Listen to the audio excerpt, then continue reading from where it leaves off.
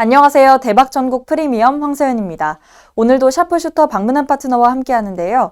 제롬 파월 미 연준 의장의 연임이 과연 호재일지, 악재일지 자세히 분석해 주신다고 합니다. 그럼 박문환 파트너의 스페셜 리포트 지금 바로 시작합니다.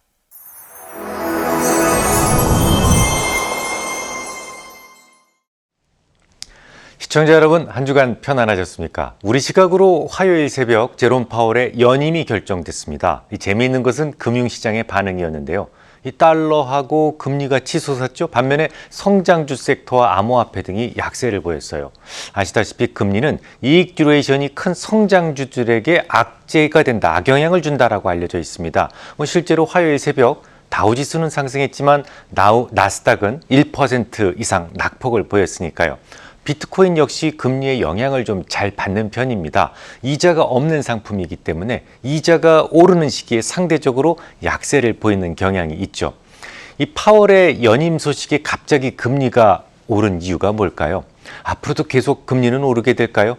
오늘의 주제로 충분한 자격이 있어 보입니다. 우선 갑자기 금리가 요동을 치게 된 이유부터 설명드리겠습니다. 금리라고 하는 건 결국 경제적 비용을 결정합니다. 금리가 높아지면 주로 차입에 의존하는 기업들은 비용이 높아지게 되고 비용이 높아지면 이익의 감소가 수반되면서 경기가 중기적으로 침체에 빠지게 된다라고 알려져 있죠. 그러다 보니까 이 정치인들은 늘 중앙은행이 금리를 자신을 위해 낮춰주길 바랍니다. 우리나라에서도 과거 정치 관료를 한국은행에 파견했던 적이 있었죠. 미국 역시 트럼프 전 대통령이 파월에게 끊임없이 압력을 행사했었습니다. 하지만 어떤 상황에서도 중앙은행은 정치적으로 반드시 독립되어 있어야만 합니다. 그렇지 않을 경우 국가 경제가 마비될 수도 있거든요. 지금 터키가 딱 그런 상황이죠.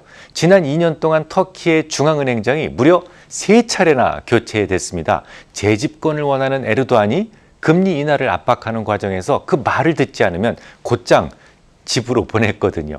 올해에는 물가 상승이 주된 화두였지 않습니까? 우리나라뿐만 아니라 브라질, 러시아 같은 이머징은 물론이고 노르웨이 같은 선진 증시에서도 금리를 올리기 시작을 했어요. 지구촌에 존재하는 나라의 3분의 2 이상이 금리 인상에 동참하고 있습니다. 물가 상승은 터키도 예외는 아니지 않습니까? 지난 10월 기준 소비자 물가 상승률이 전년 동기 대비 20%로 발표가 됐습니다. 이쯤 되면 당연히 금리를 올려야 되는 게 맞아요. 하지만 반대로 무려 100bp나 내리는 바람에 터키의 리라화 가치는 지난 한 주 동안에만 20%나 급락했습니다. 역사적 최저치를 찍게 되죠. 터키 중앙은행장이 해고되지 않기 위해서 경제 상식에 반하는 쪽의 결정을 내린 건데요. 낮아진 화폐 가치는 수입 물가를 더 끌어올려서 또다시 터키의 물가를 올리게 되는 악순환의 고리에 빠지게 됩니다. 이 모든 영역에서 나 자신의 생각만 무조건 옳고 남은 무조건 틀리다는 생각을 아주 굳게 가지고 있는 사람이 그 나라의 대통령이 될 경우 이런 불상사가 생길 수도 있는 겁니다. 아무튼 바이든 역시 미국의 물가에 대해 걱정이 많을 겁니다. 특히 최근 지지율 하락의 원인으로 물가 통제에 대한 실패가 주로 지목되고 있었거든요. 그런 점에서 연준 의장인 제롬 파월에 대한 불만도 적지 않았을 거예요. 미국의 정가에는 무언의 룰 같은 게 있습니다. 누군가 대통령에게 현재 연준 의장에 대해서 어떻게 생각하십니까? 라고 묻게 되면 나는 그를 전적으로 신뢰한다. 이게 유일한 답변이었거든요. 하지만 조 바이든은 그의 재임을 놓고도 상당한 고민을 했다는 흔적이 도처에서 발견됩니다. 그가 고민했던 이유는 파월이 과연 물가를 제대로 통제할 수 있을지에 대한 의구심 때문이었죠. 생각해 보세요.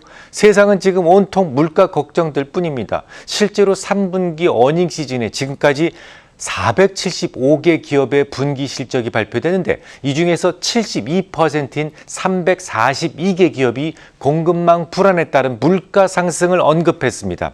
그 이전의 역대 최고치는 지난 2010년도 역시 벤 버냉키의 양적 완화 시대에 295개 기업에서 치솟는 물가에 대한 언급이 있었죠. 그러니까 지금까지 기록됐던 역대 최고치에 비해서도 훨씬 더 많은 기업들이 물가에 대해서 불안하다는 말을 하고 있다는 겁니다. 연준도 마찬가지죠. 지금까지 비둘기 성향을 보여왔던 의원들마저 하나둘 매파 대열에 서기 시작했는데요. 크리스토퍼 윌러 연준 이사도 이 테이퍼링의 속도가 좀 붙어야 된다라고 주장했어요. 이유는 요걸 좀 빨리 끝내놓아야 필요할 때 즉각 금리 인상에 나설 수 있지 않겠느냐라는 거죠. 라파엘 바스틱 애틀란타 연방은행 총재는 테이퍼링 속도에 대해 얘기하고 빠른 테이퍼링의 가능성을 열어둘 필요가 있다라고 주장합니다. 뭐 어디 그뿐이겠습니까? 제임스 블라드 세인트루이스 연은 총재는 심지어 테이퍼링이 종료되기 전에 금리 인상을 병행해야 된다라고까지 했었어요. 특히 연준에서 가장 고령자이면서 얌전한 비둘기 쪽에 속해 있는 찰스 에반스 총재마저 내년 기준금리 인상 가능성을 주장합니다. 모두 이구동성으로 주장하다 보니까 연준의 2인자인 리차드 크라이다 부의장은 지난 19일 샌프란시스코 연방은행이 주최한 행사에 참석해서는 이렇게 이야기를 합니다. 지금부터 12월 회의 사이에 나오는 모든 지표들을 면밀히 들여다볼 것이다. 이를 토대로 12월 회의에서 테이퍼링 속도를 조절할지 여부를 논의하는 것이 적절할 것이다. 라고 말이죠. 한마디로 월가는 물론이고 연준의 중량급 인사들마저 매파적 발언을 쏟아냈다는 얘기입니다.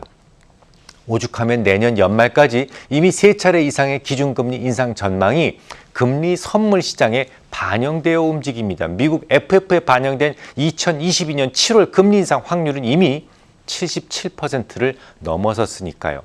그러니까 바이든은 과연 이 파월을 믿고 한 번 더 맡겨야 되는지 이걸 두고 고민하지 않을 수 없었을 겁니다. 하다못해 연준 의원들이라도 시장은 어떻게 생각하든 연준 의원들이라도 모두 비슷한 생각을 했다면 믿거니 이렇게 넘어갈 수 있는데요. 정말 모두 동쪽을 바라보고 있는데 오로지 파월만 서쪽을 바라보는 느낌이었을 거예요. 지난 11월 11일 방송에서 말씀드렸었죠. 파월은 공급단 충격으로 인한 물가 상승에 대해서는 연준이 딱히 할 일이 없다. 도울 일이 없다. 또 미국 경제에도 큰 타격이 없다라고 말했거든요. 이 말을 직역하면 지금 당장 금리 인상을 할 생각도 없고 또 단지 명목상의 물가 상승만 보고 함부로 금리를 올려서도 안 된다라는 의미로 해석이 가능합니다. 아무튼 바이든은 고민 끝에 그를 재신임하기로 결정하게 되죠. 다만 물가에 대한 당부를 거듭 강조했는데요. 우리는 약자의 위치가 아닌 힘의 우위에서 인플레이션을 공격할 위치에 있다며 이 파월이 보다 적극적으로 물가의 통제에 힘써주기를 바라는 마음을 표현합니다. 이에 대해서 파월 의장은 인플레이션 상승이 가격 상승을 감당하기 어려운 가계에 특히 피해를 준다는 것을 잘 알고 있다. 페드는 경제와 노동 시장을 지원하고 고인플레이션이 고착화되는 것을 방지하기 위해서 모든 도구를 사용할 것이다 라고 화답합니다. 문제는 바로 이때부터 시작된 거예요. 앞서 말씀드렸듯이 파월은 금리를 올릴 생각조차 없었어요. 그런데 갑자기 인플레이션 파이터로서의 임무를 수행하겠다고 했으니 시장은 놀라지 않을 수 없던 겁니다. 이 당장 2년물 단기 금리부터 치솟기 시작했어요. 자, 그러면 여기에서 우린 매우 궁금한 점이 하나 생기게 됩니다. 과연 파월의 발언이 진심일까요? 여태까지 뒷짐지고 있던 그가 오늘부터 돌변해서 물가를 잡기 위해 총력을 기울이게 될까요? 그럴 리가요. 우리 밥 한번 먹자 이 표현하고 야 휴대폰 꺼내봐. 너 시간 되는 날 내가 밥 살게. 요 차이를 우리는 분명하게 알고 있어요. 제롬 파월의 그날 발언은 그냥 인사치레였습니다. 꼭 지금 당장 금리를 올리겠다는 취지는 아니었어요. 이쯤에서 연준 부의장으로 새롭게 지명된 브레이너드 박사에 대한 연구가 좀 필요합니다. 연준에는 많은 노인들이 있어요. 이른바 중심 발언권을 가진 사람은 그중에 3명, 4명에 불과합니다. 의장, 부의장, 그리고 뉴욕 연방은행 총재 정도죠. 브레이너드는 월가 출신인 파월 의장과는 다르게 순수 경제학자 출신이에요. 그래서 그녀에 대한 호칭에는 늘 박사라는 말이 붙어 나옵니다.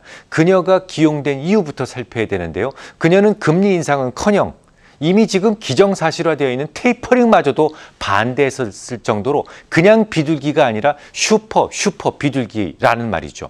슈퍼 비둘기가 연준 부의장의 중책을 맡게 되었다는 것을 통해서 금리 인상의 시기가 아직 도래하지 않았다는 것을 우리는 느낄 수가 있습니다. 다시 강조드리죠. 금리 인상 시기는 아직 멀었습니다. 분명한 이유도 있고 명분도 충분합니다. 이유부터 설명드리죠. 공급단으로부터 야기된 물가 상승이란 말씀 한 번쯤 다 들어보셨죠? 금리 인상의 카드를 이럴 때 꺼냈다가 박살났던 사례가 있었습니다. 실제로 과거 아서 번스 시절에 공급단으로부터 야기된 물가를 잡겠다고 금리를 성급하게 올렸다가 미국은 돌연 스태그플레이션에 빠진 적이 있어요. 수요가 너무 강해져서 그 수요를 통제시킬 필요가 있을 때 금리를 올리는 겁니다. 공급단에서 문제가 생겼을 때 사실 딱히 할 일이 없어요. 트럭 운전사들에게 더 일하세요라고 말할 수가 없지 않습니까? 실제로 파월은 이 부분을 여러 차례 걸쳐 강조했어요. 단지 시장이 그걸 이해하지 못하는 겁니다. 연준의 언어를 잘 해석하지 못하고 있을 뿐이죠. 지금 당장 유로화가 급락하면서 달러가 강해지고 있다는 점은 금리 인상의 시기를 충분히 늦춰도 된다는 명분으로서 충분히 자격이 있어요. 게다가 말이죠. 지금 시장에서 파월이 실수했다, 결국 물가 통제에 실패하고 시장을 패닉에 빠뜨리게 될 것이다 라고 주장하는 사람들의 이유가 뭔가요? 파월이 늘 일시적이다라고 이야기를 했지만 일시적이 아니었다라는 점 때문이었지 않습니까? 하지만 그가 일시적이라고 했던 것이 물가가 아니었거든요.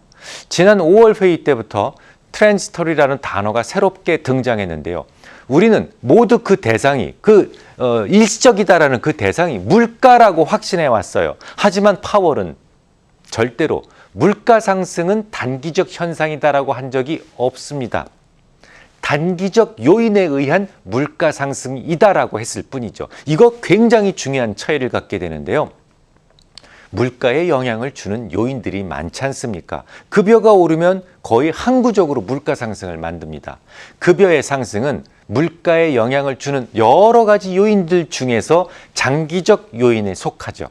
하지만 공급망 충격은요. 이게 마르고 닳도록 계속 유지될까요? 언젠간 중단되는 단기적 요인이 맞지 않습니까? 지금 수개월째 고물가가 지속되고 있는 것은 공급망 충격이라고 하는 단기적 요인이 조금 더 오래 지속되는 바람에 물가의 고공행진도 지속되고 있을 뿐이에요. 게다가 물가는 단기적 요인에 의해서 급등하고 있지만, 급등 수준을 유지하고 있지만 요 기대 인플레이션이라고 하는 것은 아직도 팬데믹 이전의 수준을 하회하고 있습니다. 요 기대 물가가 연준의 통제를 벗어나려 한 적조차 없다라는 점은 적어도 지금까지는 파월의 생각이 단 한 차례도 틀린 적이 없었다는 것을 의미합니다. 미국이 어떤 나라입니까? 연준이 어떤 기관이에요? 파월이 만약 치명적인 실수를 했다면 이미 잘렸어야 됩니다. 그가 지금 재임용되었다면 그만한 자격이 되기 때문이에요. 제 생각이 맞다면 부의장에 지명된 브레이너드와 함께 최초 금리 인상의 시기를 2023년까지 최대한 미루려 할 겁니다. 또한 그의 재임용 소식과 함께 오르던 금리는 빠른 시간 안에 다시 정상을 되찾게 될 거예요. 오늘도 시간이 조금 남으니까 한 가지만 더 말씀드리도록 하죠. 매우 중요한 이야기가 남아 있습니다. 자, 제가 지난번에 뭐라고 말씀드렸죠? 물가가 아무리 올라도 기업에서 그 상승한 물가를 소비자들에게 성공적으로 전가할 수만 있다면 경기 침체는 오지 않는다. 기억하시죠? 오히려 기업들의 매출이 상승하면서 이익도 커지고 주가도 그에 맞춰서 오르게 되어 있어요. 그런데 이번 주에는 블랙 프라이데이가 있습니다. 요즘에는 온라인 판매 비중이 많아지고 있죠. 다음 주 월요일을 사이버 먼데이라고 하는데 그쪽 매출로 무게중심이 이동하고 있어요. 그러니까 블랙 프라이데이로부터 사이버 먼데이까지 예년 대비 얼마나 매출이 증가하는지를 살피는 것이 매우 중요합니다. 그래서 저는 항상 이맘때가 되면 주로 미국 소매협회 그 외 여러 기관들이 제시하는 추정치에 귀를 기울이는 편인데요. 이상하게도 올해는 추정치가 많이 엇갈리고 있습니다. 우선 NRF 측에서 제시하는 수치는 올해 연말 소비 시즌 동안 약 8,434억 달러에서 8,590억 달러의 소비가 이루어질 것이다 라고 전망하고 있습니다. 전년 동기 대비로 무려 8.5%에서 10.5%나 증가한다는 건데요. 만약 NRF의 전망이 맞다면 이건 최근 20년 중에서 가장 큰 폭의 증가율이 됩니다. 이 말은 물가 상승이 소비자들에게 잘 전가되고 있다라는 것으로 해석할 수 있어요. 물론 비관적 수치도 존재합니다. 각 개인들의 연말 소비 예산을 물어보는 설문조사에서는 미국 소비자들의 소비 의향 금액이 997.74달러로 집계됐어요. 이건 작년과 거의 비슷한 수준입니다. 이처럼 시장의 생각과 실물 지표가 완전히 극과 극인 이유는 바이러스 때문일 겁니다. TV만 틀면 물가 때문에 죽을 지경이라고 합니다. 바이러스는 다시 확산 중이라고 해요. 그러니 소비 심리는 얼어붙을 수밖에 없습니다. 실제로 지난주 발표된 미시건대 소비자 심리지수는 66.8포인트를 기록해요. 유럽 재정 위기가 있었고 미국 신용등급 강등이 있었던 지난 2011년 이후 10년 만에 가장 낮은 수준이죠. 하지만 너무 오랜 시간 동안 억눌려 있던 소비인데다가 이연되어 있는 재난 지원금이 두둑하다는 점에서 몸이 가는 방향은 지름신을 추종했을 겁니다. 실제로 대형 백화점 체인 메이시스의 주가는 최근 한 달 동안 25%나 상승했어요. 코로나로 인해서 소비자들이 공격적인 지출을 못할 것이다라는 생각을 하고 있었는데 막상 뚜껑을 열고 보니까 아니야, 상상을 초월할 정도의 큰 소비가 있었어 라는 것 때문이었죠. 마음은 참아야 하느니라. 그런데 상품 진열대 앞에만 서면 인생 뭐 있어? 질러. 이렇게 된 거죠. 정리해 보겠습니다. 파월은 결국 연임됐습니다. 라엘 브레이너드 박사가 새롭게 그의 파트너로 조인되었죠. 우파인 파월과 좌파인 브레이너드의 조합에서 살짝 걱정스러운 부분도 있습니다. 실제로 파월이 은행들의 배당을 다시 상향 조정했을 때 브레이너드는 펄쩍 뛰면서 반대했었으니까요. 우파와 좌파는 지구의 중력장 위치에 따라 그냥 태어나면서 결정되는 겁니다. 생각의 방향은 물론이고 문제 해결 방식에서 큰 차이를 보일 수밖에 없죠. 몇 가지 정책에서 약간의 불협화음은 있을 겁니다. 하지만 통화 정책에 대해서만큼은 아주 잘 맞는 조합이에요. 이보다 잘 맞을 수가 없습니다. 앞서 거론해드렸듯이 브레이너드는 이미 결정되어 있는 테이퍼링마저도 신중을 기했어야 한다며 반대했을 정도로 연준 인사들 중에서는 가장 극단적인 비둘기에 속하기 때문입니다. 파월은 그의 파트너인 브레이너드 박사와 함께 유동성 장세를 내년까지도 이끌어갈 가능성이 높습니다. 함부로 매도하지 마세요. 이제 우리가 서둘러 확인해야 하는 것은 최근에 있었던 물가 상승이 온전히 소비자들에게 잘 전가되고 있는지의 여부입니다. 오늘 이후부터 시작되는 쇼핑 시즌의 매출에 여러분들의 관심을 집중해 주시기 바랍니다. 다음 주에 뵙겠습니다. 네, 저희가 준비한 강의는 여기까지입니다. 오늘 방송에선 제롬 파월의 연임이 호재일지 혹은 악재일지 짚어봤습니다. 방문한 파트너께서는 제롬 파월이 라엘 브레이너드와 함께 유동성 장세를 이끌어갈 것으로 예상하시면서 최근 시작된 쇼핑 시즌 매출에도 주목해보면 좋을 것 같다는 의견 함께 주셨습니다. 네, 그럼 저희는 다음 주 이 시간에 다시 찾아뵙겠습니다. 시청해주신 여러분 고맙습니다.